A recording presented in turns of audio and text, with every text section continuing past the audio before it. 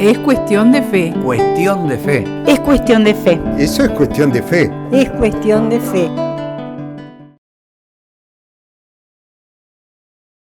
No sé si habrá una casa. Así comienza un poema que leí hace muchos años y sigue así. No creo que llegue a tener una casa.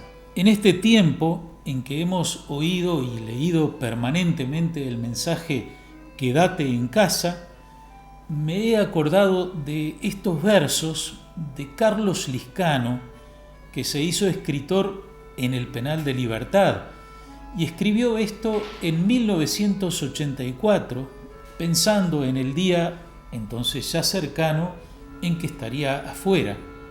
No sé si habrá una casa. ¿Cómo le sonarán estas palabras a quien no tiene casa o habita en un espacio que hace pensar que se estaría mejor afuera y oye que le decimos "quédate en casa"? El poema sigue y es como el proceso mental de quien se va convenciendo de una realidad. Tal vez ni siquiera sea necesario tener casa, pero también se va abriendo a una visión diferente. Quizá yo mismo llegue a ser mi casa, y sigue en esa búsqueda hasta que imagina cómo será posible un día exclamar: he llegado, por fin he llegado a casa. He llegado a casa. Qué lindo poder decir eso sintiendo un profundo consuelo, una gran alegría. He llegado a casa. He llegado allí donde me encuentro con aquellos que quiero, allí donde estoy conmigo mismo, con mi vida, con mi historia, pero también donde es posible empezar de nuevo, entrar en territorios no explorados, descubrir dentro de mí capacidades desconocidas. Ir desde no sé si habrá una casa hasta he llegado a casa es un viaje de la angustia a la esperanza. Desde sentir que me falta algo y no sé si lo alcanzaré, hasta descubrir que lo que busqué ya estaba dentro de mí.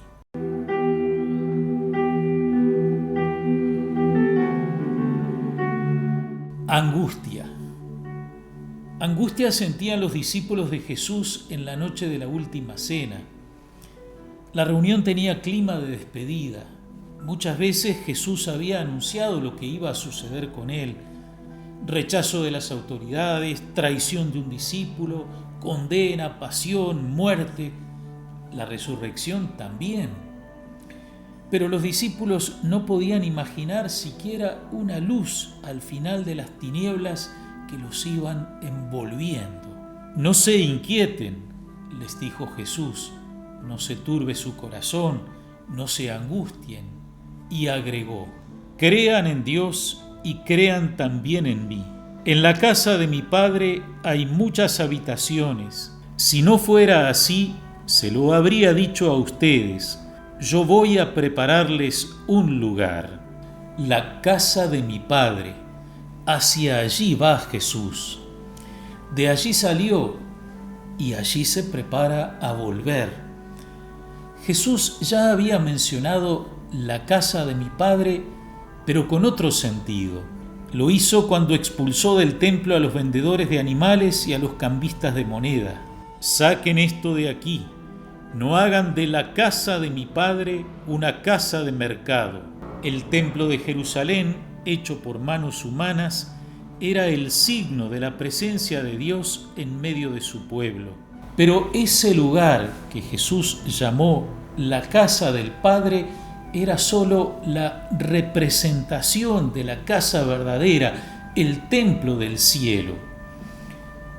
Contando este regreso de Jesús a la casa del Padre, dice la carta a los Hebreos: Cristo no entró en un santuario hecho por mano de hombre, figura del verdadero, sino en el mismo cielo, para presentarse ahora por nosotros ante Dios. Presentarse por nosotros ante Dios. Es otra manera de expresar lo que Jesús ya había dicho. Yo voy a prepararles un lugar. Pero aparece la pregunta, ¿cómo vamos a llegar hasta allí? Tomás le dijo, Señor, no sabemos a dónde vas. ¿Cómo vamos a conocer el camino? Para llegar a cualquier parte se necesita un camino. Hay que hallarlo. En el poema que leíamos al principio, el autor empieza a encontrar el camino hacia su casa cuando se encuentra con los demás y comienza a compartir la vida con ellos.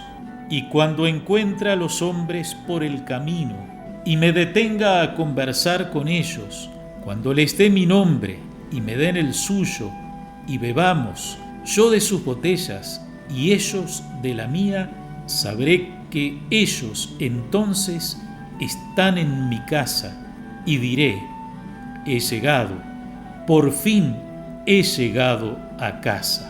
Jesús está dispuesto a facilitar las cosas y responde a Tomás, yo soy el camino, la verdad y la vida. Nadie va al Padre sino por mí. El camino te lleva a la meta, pero hay que andarlo. El llamado que Jesús hace a sus discípulos al comienzo y al final del Evangelio de Juan, la invitación que sigue haciendo hoy a cada persona es sígueme. Es un llamado a recorrer el camino.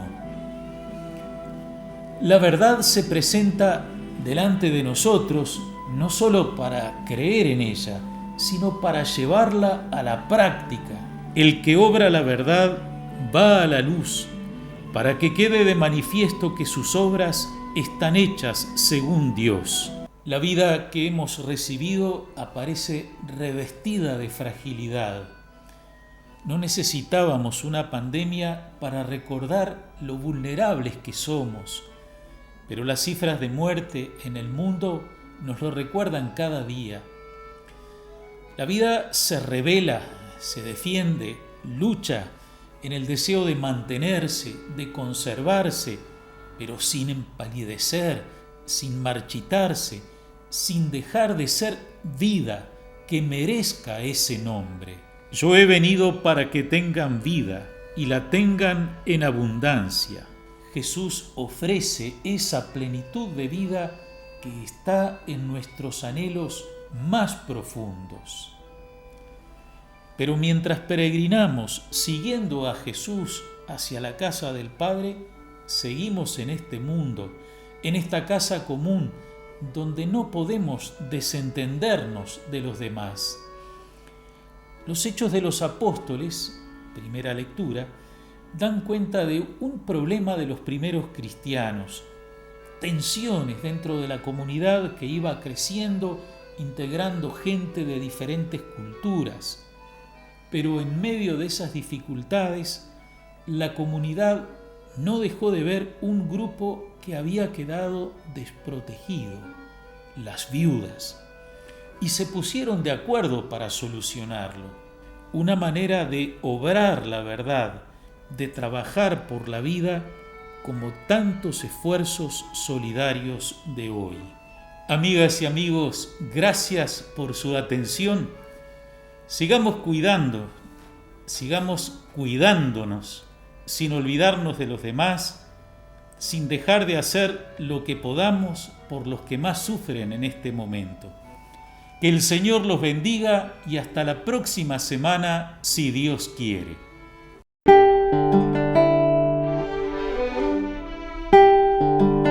Es cuestión de fe.